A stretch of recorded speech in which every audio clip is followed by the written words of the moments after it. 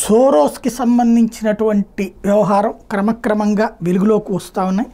తెలిసిందే అందరికీ. ఇప్పుడు ప్రింట్ మీడియా, ఇంగ్లీష్ మీడియా, అలాగే ప్రాంతీయ మీడియా, వెబ్ మీడియా, అట్లాగే ఇన్ఫ్లుయెన్సర్స్ని తమ చేతుల్లోకి తీసుకున్నటువంటి సోరోస్ టీం కొత్త అడుగులు వేస్తోంది. ఏంటయ్యా అంటే, ఇప్పుడు ఎక్కువగా ఈ పట్టణ ప్రాంతపు యువత ఎఫ్ఎంల మీద ఇంట్రెస్ట్ చూపెడుతుంటారు. పోతా అటు పోతా ఇటు పోతా ఎఫ్ఎంలు పెట్టుకుని వింటూ ఉంటుంటారు.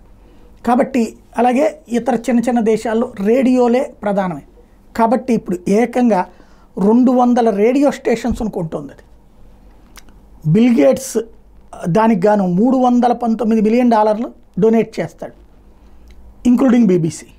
అంటే దీన్ని బట్టి ఏమవుతున్నది అంటే, నిదానంగా మీడియా, సోషల్ మీడియాని చేతిలో పెట్టుకుంటే మనిషి ఆలోచన తీరును మార్చచ్చు, మనిషి మెదడుని మార్చచ్చు, మనిషిని ఎటువైపుకి తీసుకెళ్లొచ్చు అన్నటువంటి రూట్లో జరుగుతున్నటువంటి విచిత్ర తంతుకి సూత్రధారి జార్జ్ సోరోస్ అవుతున్నాడు.